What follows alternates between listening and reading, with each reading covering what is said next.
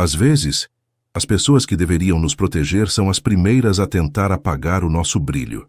Esta é a história de como o preconceito de uma família tentou destruir um amor puro, sem saber que o destino e uma criança de 8 anos preparavam uma lição que o mundo inteiro assistiria. É um relato sobre feridas profundas, a coragem de seguir o coração e o momento exato em que a verdade se torna pública, mudando vidas para sempre. Antes de começarmos essa história incrível, não se esqueça de curtir o vídeo, se inscrever no canal e contar pra gente nos comentários de onde você está ouvindo essa história. O ar de Curitiba naquela manhã de sábado estava cortante, como se o próprio clima estivesse tentando me dar um aviso. Eu olhava pela janela do hotel, vendo a neblina subir sobre os prédios do Batel, enquanto o cheiro forte de laque e flores frescas preenchia o quarto. Deveria ser o dia mais feliz da minha vida, mas no fundo do meu peito havia uma pedra pesada, fria e incômoda. Eu estava prestes a me casar com o homem que eu amava, mas o preço desse amor tinha sido o silêncio absoluto dos meus pais. Arlete e Otávio, meus pais, sempre foram pessoas de aparências. Para eles, a vida era um tabuleiro de xadrez, onde cada peça deveria ocupar um lugar de prestígio. Quando anunciei que estava namorando o Ricardo, o mundo deles pareceu desmoronar. Não porque ele fosse um homem ruim, mas porque ele vinha com o que minha mãe chamava cruelmente de bagagem indesejada. Ricardo era viúvo e pai da pequena Alice, de 8 anos. Você é jovem, Beatriz. Tem o mundo aos seus pés. Uma carreira promissora como arquiteta. Por que vai se amarrar a um homem que já viveu tudo o que tinha para viver e ainda carregar o fardo de criar o filho de outra? Mulher? As palavras da minha mãe, ditas meses atrás em um jantar que terminou em pratos quebrados e gritos, ainda ecoavam nos meus ouvidos. Eu me lembrava da expressão de desgosto no rosto do meu pai, um homem que raramente levantava a voz, mas cujos silêncios eram como chicotadas. Ele apenas limpou o canto da boca com o guardanapo de linho e disse, com uma frieza que me gelou a espinha: se você seguir com isso, não conte comigo para te entregar a homem nenhum. Não vou validar essa ruína que você está chamando de futuro. E eles cumpriram a promessa. Naquela manhã, enquanto Letícia, minha melhor amiga e madrinha, me ajudava a fechar os botões minúsculos de pérola nas costas do meu vestido de renda renascença, meu celular permanecia mudo. Nenhuma mensagem de boa sorte. Nenhum "eu te amo". Apenas o vácuo. Bia, você está linda. Esquece eles por um segundo. Já foca no que você construiu com o Ricardo, Letícia disse, percebendo meu olhar distante no espelho. O toque dela no meu ombro era quente, mas eu ainda sentia o calafrio da rejeição. A Alice está lá embaixo com a tia dela. Ela está tão ansiosa, Bia. Ela não para de perguntar se já pode te ver. Sorri fraco, e a menção ao nome da Alice trouxe um pouco de calor ao meu coração.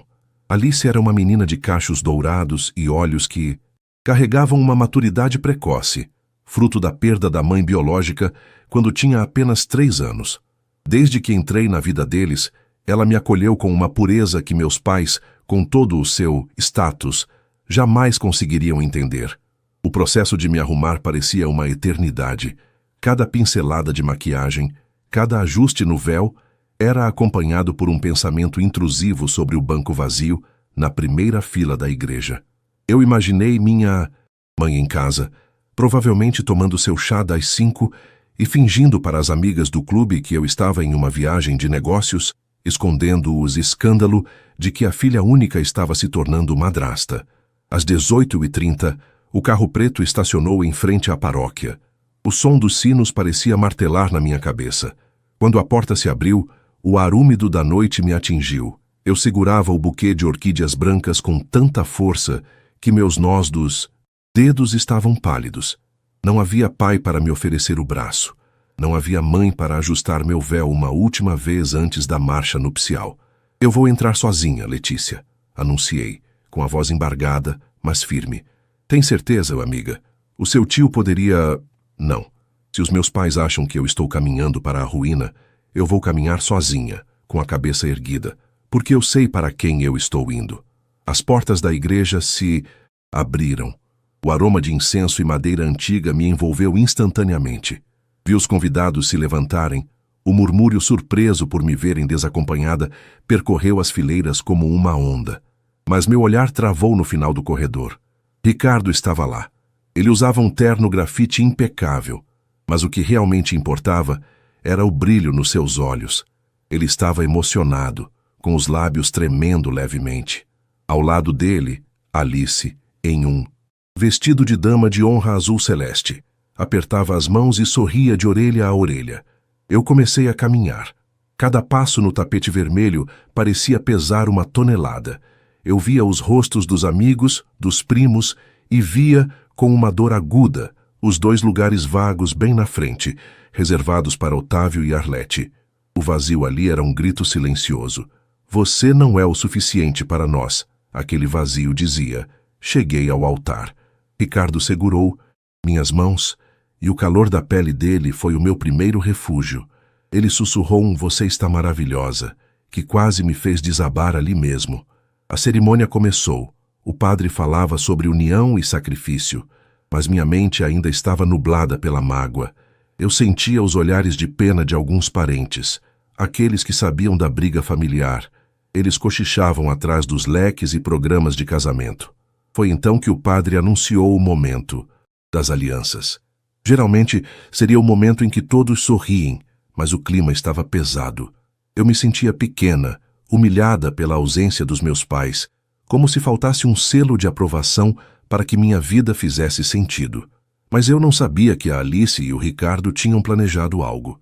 Eu não sabia que o que estava prestes a acontecer transformaria aquela humilhação privada em um manifesto público que ninguém, nem mesmo meus pais, no conforto de sua mansão, seria capaz de ignorar. Ricardo olhou para a filha e fez um sinal discreto com a cabeça. Alice, que deveria estar apenas com as alianças, deu um passo atrás e pegou algo que estava escondido atrás do arranjo de flores do altar. Era um cartaz, feito de cartolina branca, com letras coloridas, mas escritas com uma caligrafia firme para uma criança. Quando ela virou o cartaz para a assembleia e começou a caminhar em minha direção, o silêncio na igreja tornou-se absoluto. Era um silêncio tão profundo que dava para ouvir o estalar das velas. Eu vi quando os primeiros convidados na frente leram o que estava escrito. Uma das minhas tias levou a mão à boca.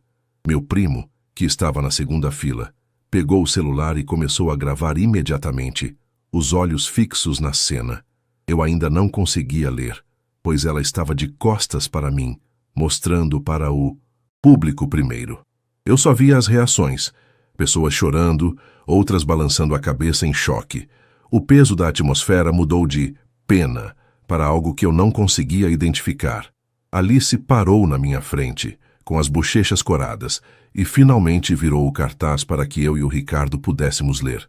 Minhas pernas fraquejaram.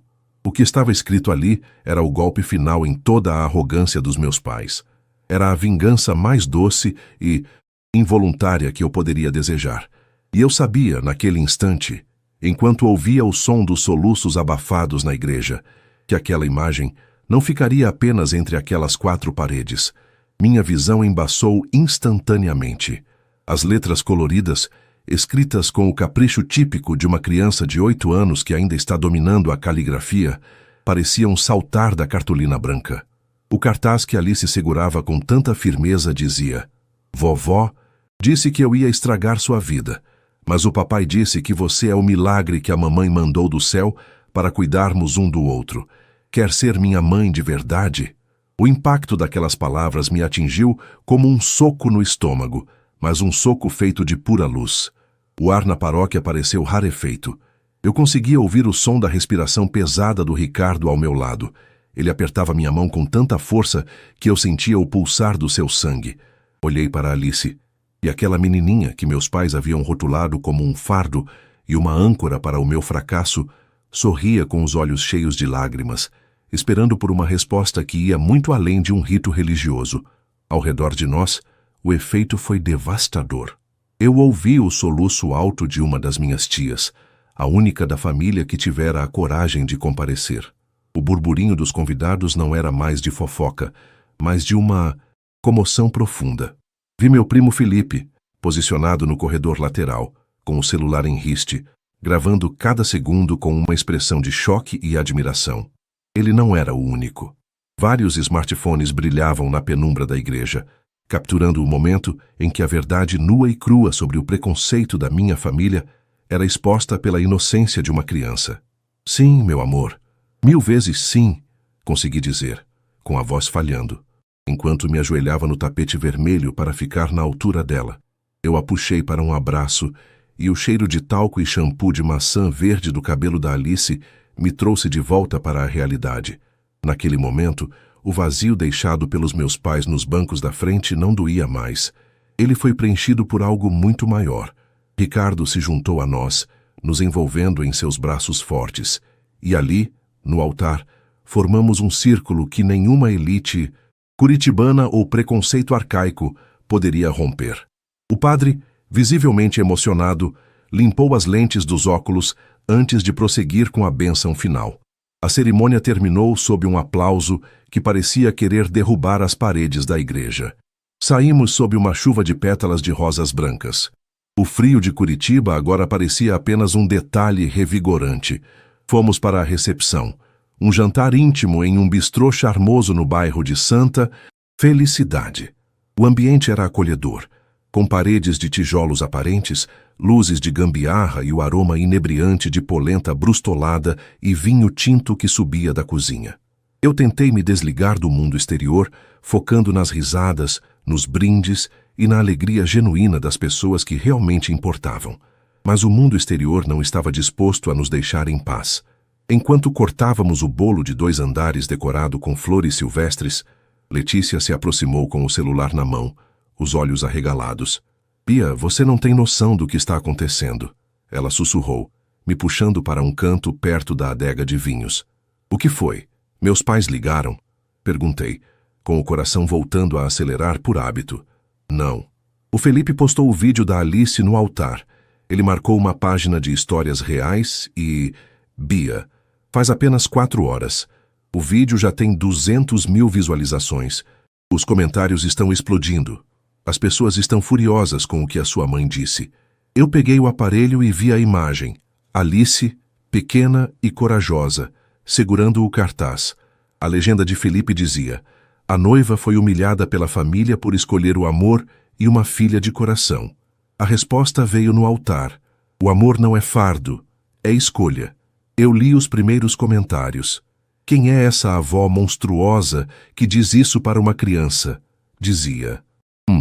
Que essa noiva seja muito feliz longe dessa gente tóxica, escreveu outro. Tentei ignorar e voltar para a festa, mas a bola de neve estava apenas começando a rolar. No domingo de manhã, enquanto eu e Ricardo tomávamos café no hotel, o vídeo já havia cruzado as fronteiras do Paraná. Amigos de faculdade que eu não via há anos me mandavam mensagens. O vídeo tinha alcançado 2 milhões de visualizações em menos de 24 horas. Grandes.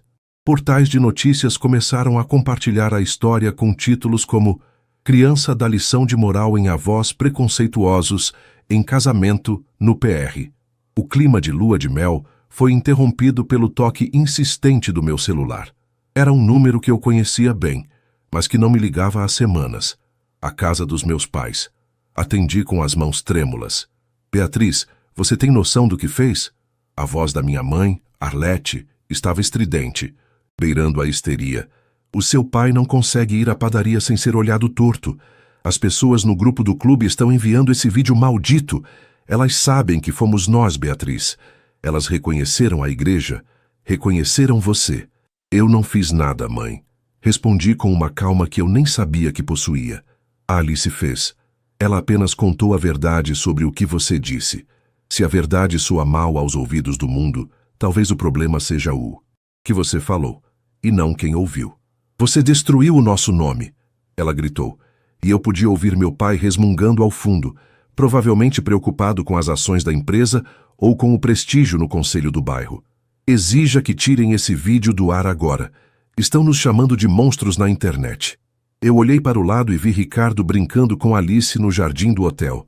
Eles estavam rindo, montando um quebra-cabeça no banco de madeira sob o sol pálido de inverno. A paz deles era tudo o que eu queria proteger. Eu não vou pedir nada, mãe. Vocês escolheram o silêncio e a ausência. O mundo escolheu a Alice. Agora, lidem com as consequências da imagem que vocês mesmos criaram. Desliguei o telefone. Meu corpo tremia, mas não de medo, e sim de uma libertação que eu esperava há anos. No entanto, eu não sabia que a internet é um tribunal implacável. Nas 24 horas seguintes, o vídeo atingiu a marca absurda de 9 milhões de visualizações, e o que era apenas uma confusão familiar se transformou em um movimento. Pessoas começaram a investigar quem eram os avós do vídeo. O endereço do escritório de advocacia do meu pai foi vazado nos comentários. A pressão social estava prestes a atingir um nível que nem eu, em meus sonhos de vingança mais selvagens, poderia ter previsto. Eu estava prestes a descobrir que, quando você joga ódio contra uma criança, o mundo se levanta para ser o escudo dela.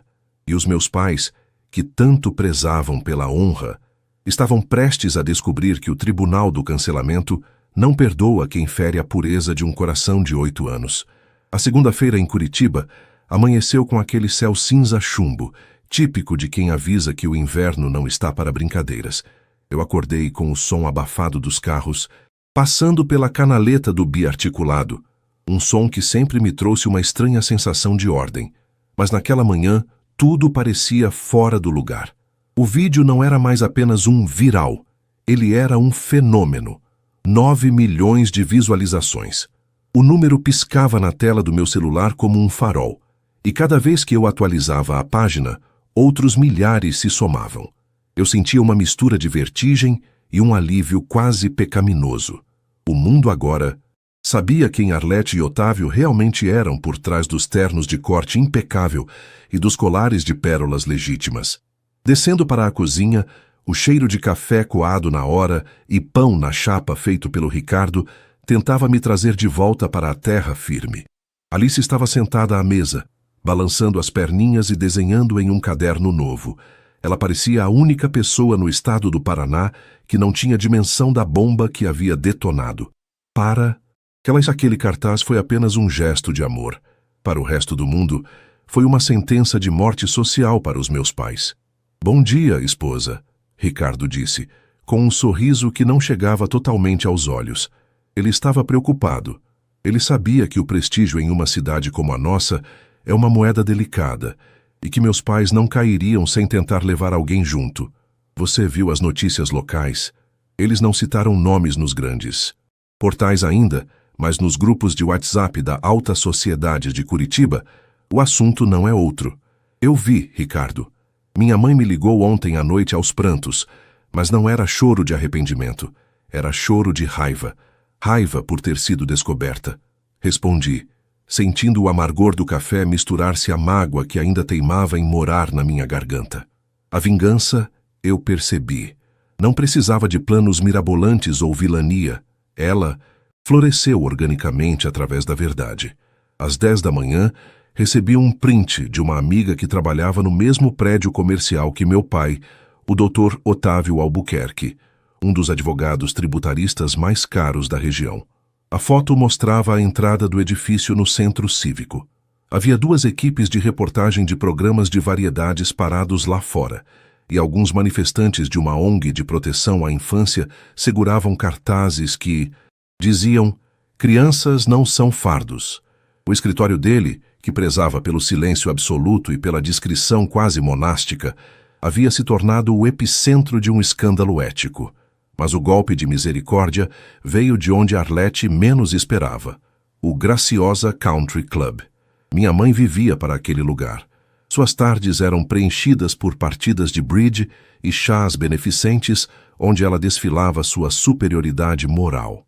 Letícia me enviou um áudio quase sem fôlego, contando que a diretoria do clube havia recebido dezenas de e-mails de sócios exigindo um posicionamento sobre a conduta desumana de um de seus membros ilustres. O cancelamento, na vida real, era muito mais frio e silencioso que o da internet. As amigas de décadas de Arlete simplesmente pararam de atender suas chamadas. Os convites para os jantares de gala sumiram. Por volta das 14 horas, a campainha do nosso apartamento tocou com uma insistência agressiva. Eu sabia quem era antes mesmo de olhar pelo olho mágico. Ao abrir a porta, dei de cara com meus pais. Eles pareciam ter envelhecido 10 anos em 48 horas. O rosto de Arlete estava inchado, a maquiagem mal feita denunciando que ela não dormia. Meu pai, sempre tão ereto, estava com os ombros caídos, mas os olhos ainda faiscavam de indignação. Você está feliz agora, Beatriz? Meu pai disparou, entrando na sala sem ser convidado. Ele jogou um tablet sobre a mesa de centro, onde o vídeo da Alice estava pausado. Meus sócios pediram para eu me afastar por tempo indeterminado. O Dr. Herculano disse que minha presença no escritório fere a imagem da firma. 30 anos de carreira jogados no lixo por causa de uma molecagem de uma criança. Molecagem, pai! Levantei-me, sentindo o sangue ferver. A Alice escreveu o que ela ouviu. Ela verbalizou a crueldade que a mãe disparou contra ela no dia em que fomos visitá-los. Vocês não estão sofrendo por causa de um vídeo. Vocês estão sofrendo as consequências da falta de caráter de vocês. Você precisa gravar um vídeo novo, minha mãe gritou, a voz saindo em um guincho desesperado. Ela se aproximou de mim, o cheiro de perfume caro agora parecendo sufocante. Diga que foi um mal-entendido. Diga que nós amamos a menina. Diga que o cartaz foi uma brincadeira de mau gosto. Se você fizer isso, Beatriz, eu convenço seu pai a liberar aquele fundo imobiliário que guardamos para o seu casamento. São quase 700 mil reais. Você pode comprar a casa que quiser. Pode sair desse apartamentinho de classe média. Eu olhei para ela e senti uma pena profunda. Eles realmente achavam que tudo tinha um preço. Que o amor de uma criança, a minha dignidade e a humilhação que passamos no altar poderiam ser apagados com um cheque de 6 dígitos. Vocês não entenderam nada, eu disse, com uma calma que parecia assustá-los. Eu não quero o dinheiro de vocês. Eu passei anos tentando ser a filha perfeita para ganhar um abraço que nunca veio de forma genuína. A Alice me deu esse abraço no primeiro dia. Ela me deu uma família. Vocês me deram apenas cobranças e agora, essa proposta nojenta. Beatriz, pense bem. Meu pai tentou intervir, a voz mais baixa, tentando usar seu tom de negociação jurídica. O mundo esquece rápido, mas a mancha no nosso nome, o mundo pode esquecer, pai. Mas a internet não esquece. E eu também não. Caminhei até a porta e a abri totalmente. Eu quero que vocês saiam da minha casa. E eu quero que vocês entendam uma coisa. A vingança não é o vídeo ter 9 milhões de visualizações. A minha vingança é que, de hoje em diante, a Alice nunca mais vai precisar ouvir a voz de vocês. Ela vai crescer sabendo que é amada, e vocês vão envelhecer naquela mansão enorme, cercados de móveis caros, mas sem ninguém que suporte olhar na cara de vocês sem lembrar do que fizeram com uma órfã. Eles saíram. Arlete ainda tentou dizer algo, uma última ofensa sobre como eu me arrependeria, mas eu bati a porta. O som da tranca fechando foi o ponto final de um capítulo exaustivo da minha vida. Eu me encostei na madeira fria da porta e respirei fundo. O silêncio que se seguiu não era mais pesado, era leve. Entretanto, a vida tem formas estranhas de fechar ciclos. O vídeo continuava a crescer, e agora marcas de moda infantil e empresas de eventos começavam a nos procurar. O que começou como uma dor estava se transformando em uma plataforma de apoio para outras madrastas e pais solos. Mas havia um último passo a ser dado. Uma surpresa que o Ricardo estava preparando para oficializar nossa nova realidade. Algo que daria o checkmate final naqueles que achavam que a nossa união era uma ruína. E dessa vez, eu não estaria sozinha no altar da vida. 3 meses haviam se passado desde o dia em que o sino da paróquia anunciou não apenas o meu casamento, mas o início do fim do império de aparências dos meus pais. Curitiba agora mergulhava em um inverno rigoroso, daqueles em que a geada pinta os gramados do Jardim Botânico de branco e o vapor da respiração desenha fantasmas diante de nós a cada palavra dita. O vídeo da Alice não parou nos 9 milhões. Ele se tornou um marco, um símbolo usado por psicólogos e especialistas em família para discutir a alienação parental e o preconceito contra novas configurações familiares. Mas para mim, o número na tela do celular era o que menos importava. O que importava era o silêncio que finalmente se instalou entre mim e o passado tóxico que eu carregava. A vida na nossa casa nova, um sobrado aconchegante no bairro Arru, tinha um ritmo próprio. Não havia mais o tilintar nervoso de cristais ou o cheiro de lustramóveis caro que mascarava a frieza da mansão da minha infância. Aqui, o ar cheirava a café com canela, a giz de cera e ao perfume suave de madeira das prateleiras que Ricardo e eu montamos juntos. Eu estava terminando de organizar meu novo escritório de arquitetura, focada agora em projetos acessíveis e humanos, bem longe da ostentação fria que meus pais tanto admiravam. Bia, você viu isso? Ricardo entrou no escritório segurando 2 copos de cerâmica fumegantes. Ele parecia mais relaxado, embora o peso da exposição ainda deixasse marcas sutis ao redor de seus olhos. Ele me estendeu o tablet. Era uma nota em uma coluna social famosa da cidade, aquela que Arlete consultava todas as manhãs como se fosse uma bíblia sagrada. O título era curto e letal. Tradicional família Albuquerque coloca mansão do Batel à venda após isolamento social. O texto detalhava como o casal, outrora figuras centrais da elite, havia se retirado da vida pública. Citava, de forma velada, que a falta de sensibilidade familiar exposta mundialmente tornara a permanência deles no graciosa Country Club insustentável. Senti um aperto no peito, mas não era de tristeza. Era o peso da justiça se acomodando. Imaginei minha mãe caminhando por aqueles corredores vazios, olhando para os quadros caros e percebendo que nenhum deles poderia lhe dar um abraço ou defendê-la do julgamento silencioso de seus pares. A vingança mais profunda não é o que fazemos contra o outro, mas o que o outro faz contra si mesmo quando perde a máscara. Eles escolheram o status em vez da filha. Agora, o status os havia abandonado, restando-lhes apenas a própria companhia amarga. Eles estão indo embora, Ricardo, provavelmente para algum condomínio fechado em Santa Catarina, onde ninguém os conhece, comentei, devolvendo o tablet. É o fim de uma era, e o começo da nossa verdade. Ele sorriu, sentando-se na beirada da minha mesa. Lembra que hoje é o dia, não lembra? Como eu poderia esquecer? Naquela tarde, tínhamos uma audiência no Fórum Civil. Não era uma audiência de briga ou partilha, mas de construção. Era o dia em que o processo de adoção multiparental da Alice seria finalizado. Eu não estava substituindo a mãe biológica dela, cuja memória sempre honraríamos, mas eu estava assumindo o meu lugar, de direito como a mãe que o destino escolheu através do amor e da convivência. O fórum estava frio. O piso de granito refletia as luzes fluorescentes do teto. Alice usava um casaco de lã batida vermelho e segurava minha mão com uma confiança que me desarmava. Ela não tinha medo de juízes ou de tribunais. Para ela, aquele lugar era apenas o cartório, onde colocaríamos no papel o que o coração já tinha assinado. Quando entramos na sala de audiências, o juiz, um homem de cabelos brancos e olhar sereno, olhou para nós e depois para o processo sobre sua mesa. Ele sorriu levemente. Eu vi o vídeo, ele disse, com uma voz grave e pausada, quebrando o protocolo por um instante. Raramente vejo uma prova tão contundente de vínculo afetivo quanto aquele cartaz.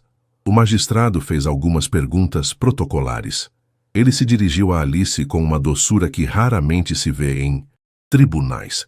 Alice, você entende o que significa a Beatriz ser sua mãe no documento também? Significa que se eu me perder, ela é quem vai me achar. E que agora a gente é um time completo, ela respondeu, com aquela sabedoria de criança que corta qualquer burocracia. Ao assinar o documento, senti como se uma corrente invisível que me prendia a Arlete e ao Otávio se partisse definitivamente. Eu não era mais apenas a filha renegada. Eu era a mãe da Alice. Eu era a esposa do Ricardo. Eu era a arquiteta da minha própria vida. Saímos do fórum sob uma garoa fina, a famosa chuvinha de Curitiba, e desta vez parecia batizar nossa nova família. Decidimos comemorar da forma mais simples possível. Fomos comer pinhão cozido e quentão em uma feirinha de inverno. Enquanto observávamos as pessoas passando, agasalhadas até os dentes, percebi que a verdadeira vingança contra quem nos quer mal é ser absurdamente feliz. Meus pais agora eram apenas uma nota de rodapé em um jornal que seria usado para forrar o chão no dia seguinte. Eles tinham o dinheiro, as joias e o sobrenome. Nós tínhamos as risadas, a cumplicidade e a coragem de ser quem somos.